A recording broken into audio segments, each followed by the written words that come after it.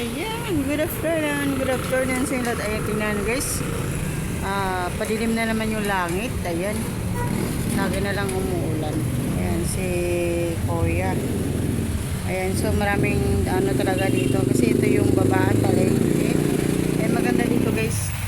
Ayan, so dun sa malayo. Ayan,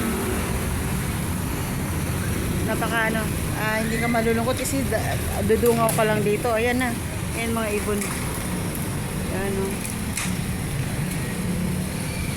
Ayan guys.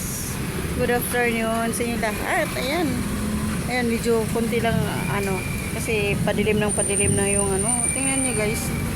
Naku, wag naman na ano, ulan at saka magkulog-kulog na naman. Kaya habang kasi kulog-kulog talaga. Pati yung mga ano, talon-talon talaga. Uy, ginoo ko. Gusto, ano na lang. Naisip ko, paano ito? Sabi ko, sa loob na yun ng bahay, sobrang lakas ng ulan. Yung para talagang nagsasabog-sabugan yung langit eh. Ayan, so guys, ayan. Hapon, ang bilis ng oras. Ayan. So, kakapasok na kami. Kakatapos ko lang ng kalayan. Ay, hapon na. Ayan guys, kakatapos ko lang din kumain. So, ayan. So, happy day.